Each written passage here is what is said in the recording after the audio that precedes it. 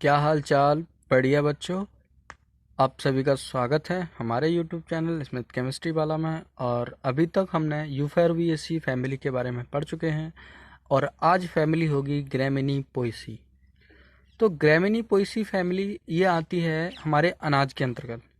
गेहूँ है, धान है, चावल है, बाजरा है, गन्ना है, इन सभी फैमिली ये सभी एक ही फैमिली में आते हैं जिसका नाम है ग्रैमिनी पोएसी फैमिली। और उसी के बारे में ये जो प्लांट होते हैं वो एक बीजपत्री होते हैं। तो अभी हम एक बीजपत्री के बारे में और एंजियोस्पर्म के बारे में पढ़ेंगे। ठीक है, तो सबसे पहले क्लासिफिकेशन। तो क्लासिफिकेशन बच्चों करते हैं सबसे पहले फैमिली ग्रैमिनी और पोएसी। फैमिली ग्रैमिनी और पोएसी क्लासिफिकेशन में आ जाते हैं। क्लासिफिकेशन में phylum angiosperm.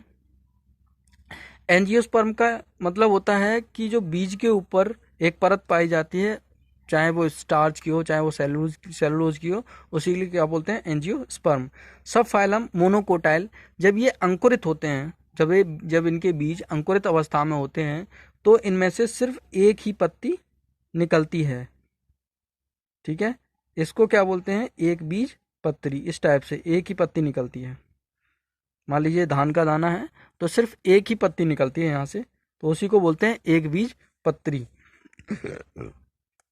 Division gloomy flora, यानी कि जो फूल में होता है एक ग्लूम के आकार का बनता है, उसको ग्लूमी फ्लोरा बोलते हैं। ऑर्डर ग्रेमिनेल्स, ग्रेमिनेल्स फैमिली, और फैमिली है ग्रेमिनेशिया। वितरण की बात कर लेते हैं। डिस्ट्रीब्यूशन, डिस्ट्रीब्यूशन नंबर 2 है।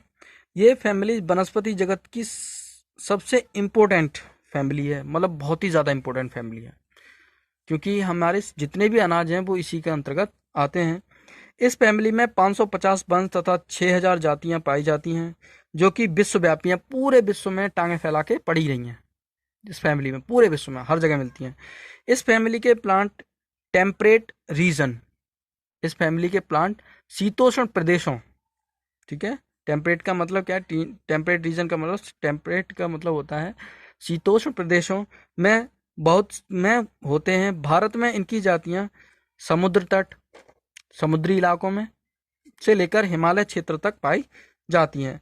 भारत में लगभग 250 वंश व 1180 जातियां देखने को मिलती हैं। अब इतनी बड़ी जातियां जो कि इंडिया में 250 वंश मिलते हैं और 1150 80 जातियां हमारी इंडिया में देखने को मिलती हैं। कुछ जातियां जो कि निम्न हैं। सबसे पहले होता है ट्रिटिकम एसाइटिवम। ट्रिटिकम एसाइटिवम, इसको गेहूं बोलते हैं। ओराइजा सेटाइवा, इसको धान की खेत, धान का नाम है, धान का वैज्ञानिक नाम है। अभी हम बात करेंगे वेजिटेटिव कैरेक्टर की। तो वेजिटेटिव लक्षण क्या होते हैं, काय के लक्षण। इस फैमिली मतलब उनके जो शरीर के जो आकार है या लक्षण है वो क्या क्या हो सकते हैं, हम उन्हें पहचान कैसे सकते हैं देखने के बाद। तो जो गांव में होते हैं वो तो पहचान लेते हैं कि ये धान है, ये मक्का है, ये बाजरा है, तो ये सब पहचान लेते हैं। पर लेकिन कुछ जिन्हें नहीं पता है ना, वो नहीं पहचान सकते। तो उसकी पहचानने के लिए हमारे लिए एक क्या है, वेजिटेटिव कैरेक्टर। और वेजिटेटिव कैरेक्टर के बारे में पढ़ेंगे। इस फैमिली के प्लांट एनुअल, एक साल के अंतर्गत, एनुअल का मतलब होता है एक साल के अंतर्गत अंकुरित होते हैं। प्लांट पौधा, बीज अंकुरित हुआ, पौधा बना, प्लांट बना, और प्लांट बनने के बाद में ट्री हुआ, ट्री बनने के बाद में फल आए, वो फूल आए, फूल आने के बाद में उसमें पुष्प आए, पुष्प आने के बाद में फल आया, और फल आने के बाद में उससे बीज निकल आया, और बीज निकलने के बाद में जो प्लांट है वो नीचे गिर जाता है एक साल के अंतर्गत, यानी कि डेड हो जाती है। एक साल के अंतर्गत जिस पौधे का जीवन चक्र पूरा हो जाता है उसे क्या बोलते हैं, एनुअल। एक साल से पहले भी हो सकता है, एक साल के अंदर ही अंदर हो सकता है, बाद में नहीं। और बाई एनुअल, यानी कि 2 साल में जिनका जीवन चक्र होता है, तो बाई एनुअल भी इनमें। और आरोही स्वभाव के होते हैं। आरोही मतलब लगातार चलने वाले। अब यहाँ पे रूट है, इनमें रूट उपस्थानिक। देखो मैंने बताया था, ये जो है जैसे बीज है, इसको मान लेते हैं सीड। ये एक बीज पत्री है, तो यानी कि एक बीज पत्र निकला है, तो यहीं से क्या निकलते हैं, बहुत ही सारी रेशेदार जड़ें निकलती हैं यहीं से, एक ही जगह से। उन्हीं को बोलते हैं उपस्थानिक जड़ें। तो एक बीजपत्री पौधों में ज्यादातर अधिकतर, लगभग अधिकतर क्या पाई जाती हैं? उपस्थानिक जड़ें पाई जाती हैं। एडवेंटिटस रूट्स, ये एवं रेशेदार होती हैं। कैसी होती हैं? रेशेदार होती हैं। इनमें तनाव मतलब रेशे पाए जाते हैं इस टाइप से। ये जो रेशे दिखाई दे रहे हैं वो आपको, ये सीड है, सीड है, ये अपस्थानिक जड़ें हैं, उपस्थानिक जड़ें, रूट, और ये लीव, लीव है। अब उसके बाद में हमारे पास में आता है स्टेम। स्टेम इरेक्ट होता है, यानी कि सीधा होता है। इरेक्ट मानी क्या होता है? ऊर्ध्वाधर सीधा, यानी कि नीचे पतला, वो नीचे मोटा और ऊपर पतला, ऊपर जाके पतला हो जाता है, उसको बोलते हैं ऊर्ध्वाधर। हार्वेसियस यानी कि हरा भरा होता है। बुडीज यानी कि लकड़ी के समान होता है। प्रोस्ट्रेट, प्रोस्ट्रेट यानी कि बिल्कुल ही सीधा होता है। प्रोस्ट्रेट का मतलब क्या होता है? बिल्कुल ही सीधा। क्रिम्पिंग, कभी कभी ये घूमने वाला भी होता है, प्रकार का होता है, पौड़ने वाला बोलते हैं, बोल सकते हैं। अभी आता है लीव्स के बारे में। इनकी लीव्स अल्टरनेट होती हैं। अल्टरनेट का मतलब क्या होता है? लगातार, एक के बाद एक। कहने का मतलब यहाँ पे अल्टरनेट पत्ती की बात कर लेते हैं कि जैसे एक स्टेम है, उसी के यहाँ से एक लीव निकली हुई है, ये लंबी सी लीव सिंपल होती है, और उनके लिए और थोड़े अंतर के बाद में यहाँ पर एक लीव होगी,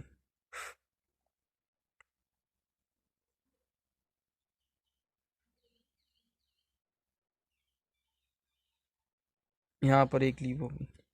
ये एक डिस्टेंस है, उसके अंतर से होती हैं, इसको बोलते हैं अल्ट्रानेट। अल्टरनेट सिंपल होती हैं, बिल्कुल सरल होती हैं, तथा पार्लल होती हैं। पार्लल वेनेशन पाया जाता है।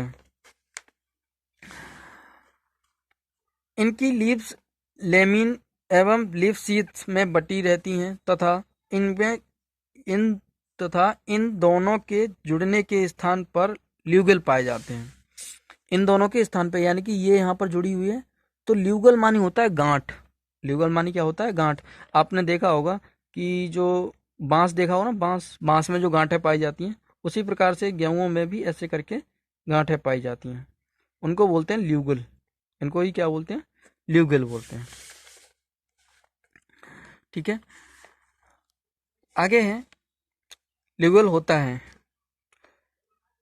फ्लोरल कैरेक्टर, इनफ्लोरेसेंस, इनमें पुष्प क्रम कली के अंतास्थ सिरे, शीर्ष पर पाया जाता है, मतलब अंत वाले भाग पे। कहने का मतलब ये इसका शीर्ष मान लो, और इसकी ये कली मान लो, और इसके ऊपरी भाग पर ही क्या पाया जाता है? पुष्प पाया जाता है। इन्हें स्पाइक का संवृंत या अवृंत होती हैं। इनमें स्पाइक का यानी कि कांटे होते हैं। विभिन्न वंशों में अनेक स्पाइकिकाएं स्पाइक साइमस प्रकार की होती हैं। साइमस जो पुष्पक्रम होता है उस प्रकार की होती हैं। प्रत्येक स्पाइकिका में एक एवं अत्यंत माइक्रो एक्सेस पाई जाती है, जिसे रिचल कहते हैं, रिचेला कहते हैं। ठीक है, नेक्स्ट है रेचिला ब्रैक्ट। सहपत्रित होते हैं कि दो सम्मुख कतारें होती हैं, जो प्रायः नीचे के दो सहपत्र बंधे स्टेरेल होते हैं। ये बंधे खाली होते हैं, जिन्हें ग्लूमस कहते हैं। हमने जो गेहूं होता है, गेहूं में इस टाइप का एक खोल होता है, जिसको क्या बोलते हैं? ग्लूमस कहते हैं।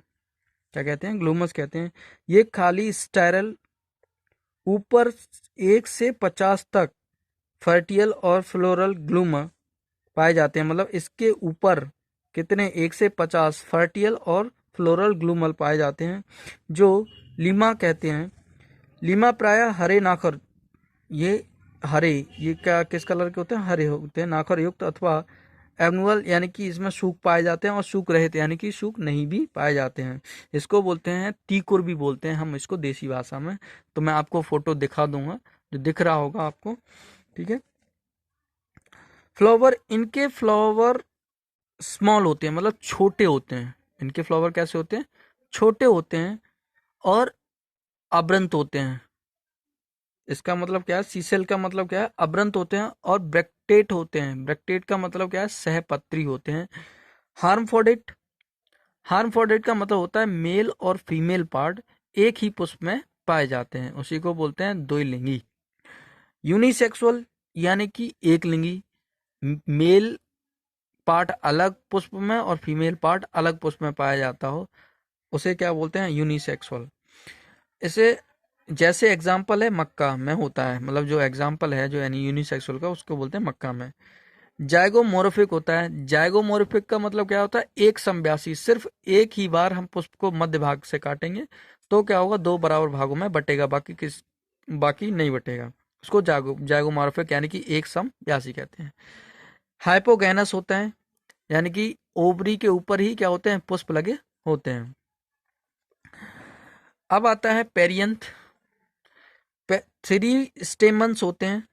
स्टेमन्स कितने होते हैं? 3। आपने देखा होगा इस टाइप से कुछ होते हैं, इनको ही बोलते हैं स्टेमन्स। क्या बोलते हैं? स्टेमन्स। स्टेमन्स पॉलीएंड्रस यानी कि किसी से लगे हुए नहीं होते हैं, स्वतंत्र होते हैं, फ्री होते हैं।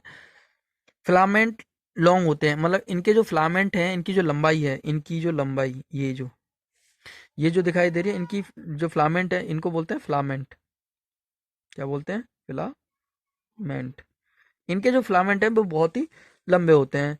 एंथर डाइथिकस होते हैं। डाइथिकस का मतलब दो भागों में बटे होते हैं, जैसे कि ये मैंने दिखाया है आपको। एंथर दो भाग वाले होते हैं।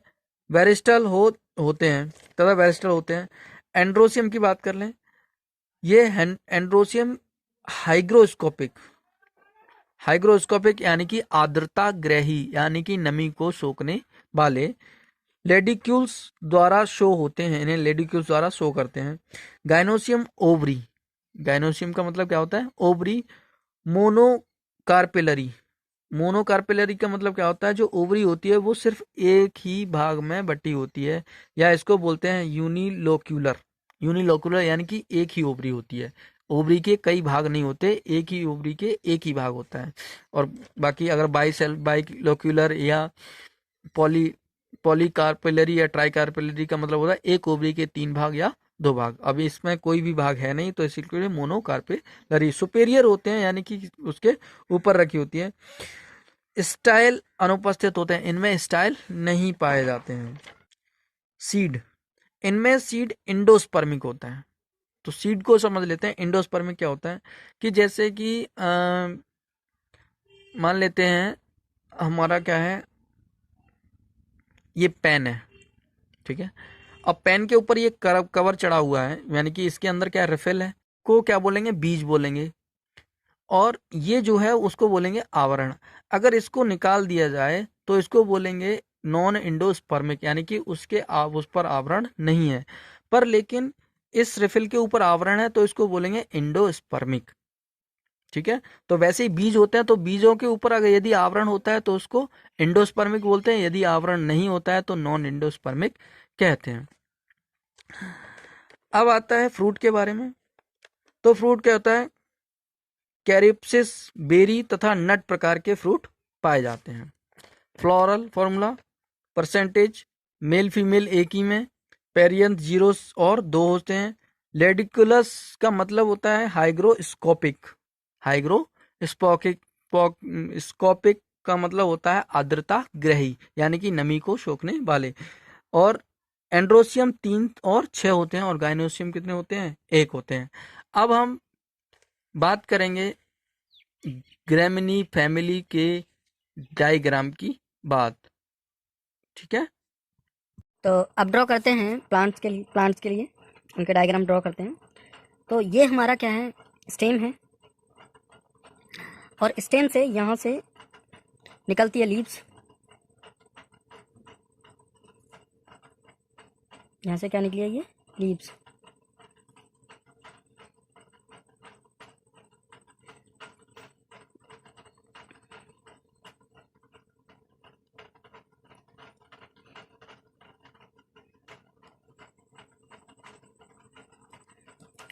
ये लीव्स हो गई। पत्तियाँ सिंपल होती है ना इसमें।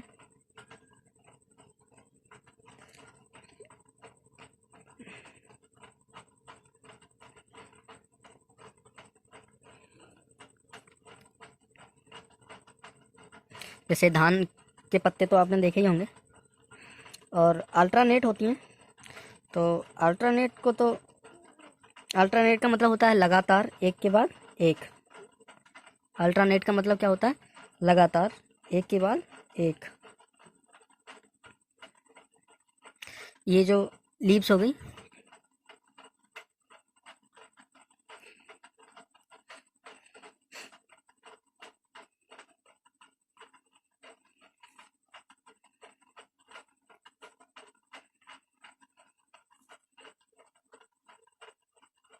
यहीं से इसका शीर्षास्त्र भाग है और यहीं से फ्लावर बनते हैं। क्या बनते हैं? फ्लावर बनते हैं। अब फ्लावर के लिए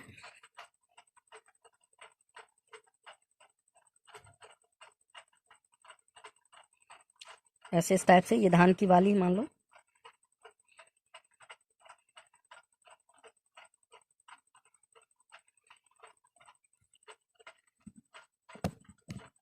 धान की बाली हो जाती है।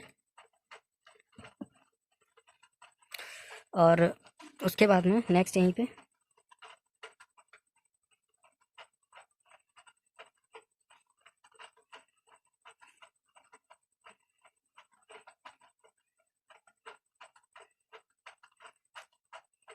तो धान तो आपने देखे ही होंगे। धान की बाली मैं आपको ड्रॉ कर दे रहा हूँ। इसी में ये, तो आप सब लोग समझ ही रहे होंगे कि धान की बाली कैसी होती है। ठीक है। तो जब धान आपके यहाँ हो, अभी शायद है पौध पड़ेगी धानों की, तो मैंने भी धानों की पौध भी डाली है। ठीक है। तो उसमें क्या है, पहले जोता जाता है खेत को, और खेत जोतने के बाद में उसमें पानी छोड़ दिया जाता है। और पानी छोड़ने के बाद में जो बीज होते हैं उनकी पौध डाली जाती है। तो पौध में क्या करते हैं, पहले उसको भिगो देते हैं और खेत को जोते हुए खेत में उसमें पानी कर देते हैं और पटेला लगाते हैं। लकड़ी को एक रस्सी में बांध के पटेला लगाते हैं। और पटेला लगाने के बाद में उसमें वो अंकुरित हुए धान के बीजों को उसमें बो देते हैं। ये होता है ट्विंग। ट्विंग बोलते हैं एक ब्रांच को जिसमें पत्तियां हो और फूल हो। ये तुम्हारी क्या है, स्टेम है,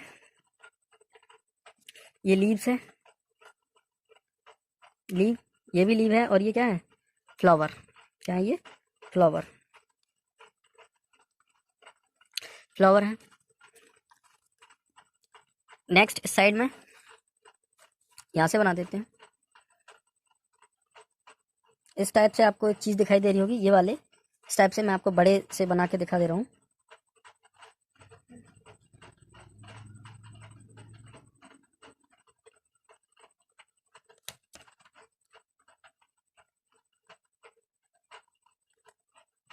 ऐसे।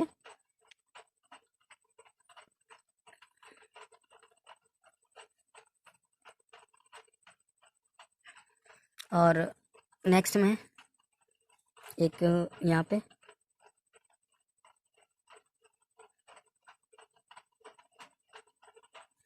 अभी आपको जो आवाज़ सुनाई दे रही है वो पंखे की आवाज़ आ रही है। तो कभी कभी रात में जब मैं उठता हूँ तो डर जाता हूँ कि पता नहीं क्या हो गया है, पंखा थोड़ा गड़बड़ करता है। ठीक है। तो जो मैं फ्लावर ड्रॉ कर रहा हूँ इसीलिए मैं इसको चालू रखी हूँ, वरना इसको बंद कर देता हूँ। और इसमें ही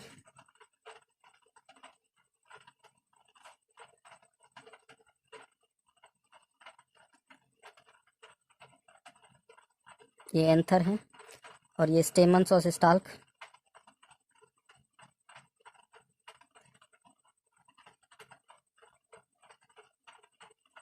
ये स्टेमन और स्टाल्क, ये फ्लावर है, फ्लावर का डायग्राम है ये फ्लावर सॉरी, फ्लावर। उसके बाद में नेक्स्ट में इस टाइप से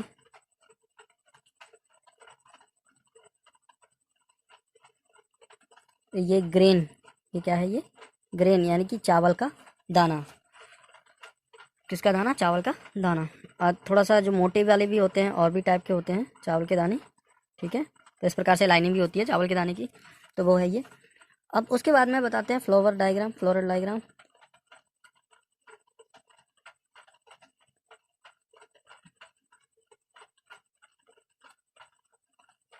फ्लावर डायग्राम में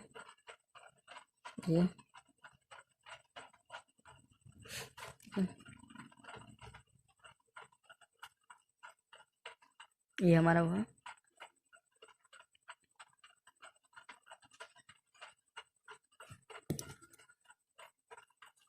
ये इसके अंदर पेरियंथ, क्या ये पेरियंथ है।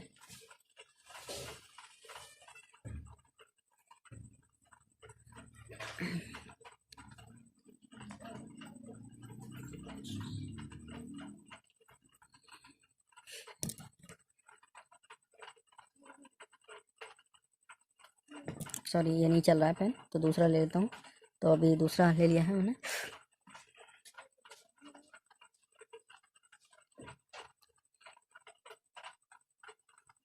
और ये ऐसे करके इसमें भी, इस साइड में भी ये कितने होते हैं, 6 होते हैं। ये एंड्रोसियम कितने होते हैं, 6 मेल पार्ट में नीचे लगे हुए होते हैं। और नेक्स्ट है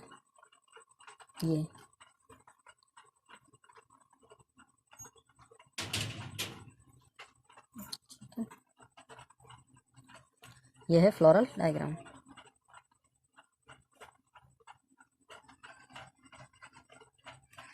ठीक है, ये हो गया फ्लोरल डायग्राम। अब हम बात करेंगे इकोनॉमिक इंपोर्टेंस की। हमारा पूरा प्लांट हो गया। तो ये स्टेम्स हो गए, यानी कि ये स्टेम हो गया, सीधा होता है, इरेक्ट होता है, और लीफ सिंपल होती हैं और स्टिपुलस और अल्टरनेट होती हैं। ये फ्लावर हो गए, ठीक है, जो कि शीर्षात कलिकाओं पर पाए जाते हैं। ये हमारा ग्रेन हो गया, ये वाला क्या हो गया, ग्रेन हो गया। ये फ्लावर हो गया, इसी में स्टेमन्स और एंथेरस हो गए। और ये हमारा फ्लोरल डायग्राम हो गया। अब हम बात करते हैं इकोनॉमिक इंपोर्टेंस की। डायग्राम ड्रॉ कर लिया है, अब बात करेंगे इकोनॉमिक इम्पोर्टेंस की। अब इकोनॉमिक इम्पोर्टेंस में सबसे पहले ग्रेमिनी पोएसी फैमिली में ये फूड यूजेस में सबसे पहले ट्रिटिकम वेलिगेरा, गेहूँ हमारे खाने के युग में आते हैं, जिनसे दलिया, आटा, रोटी बनाकर खाते हैं। जिया माइजा, इसको मक्का बोलते हैं, मक्का के दाने पॉपकॉर्न के यूज़ में आते हैं। इसका आटा भी खाया जाता है, इसके दाने भी खाए जाते हैं, भून कर खाए जाते हैं। ओरया सेटाइवा यानी कि धान हमारे जो चावल हैं वो बहुत ही यूज़फुल होते हैं, जो कि हम इन्हें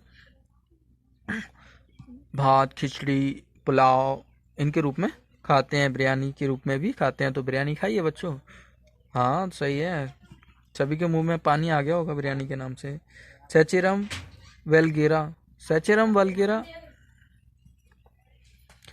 वेलगेरा इसको बोलते हैं ज्वार के भी दाने भूनकर और आटा बनाकर खाया जाता है। पेनिसेटाइबम टाइफेरियाज, इसको बोलते हैं बाजरा, ये बहुत ही गर्म होता है, इसका भी आटा बनाकर खाया जाता है, इनको भूनकर भी खाया जाता है। इन ऑयल्स, इस प्लांट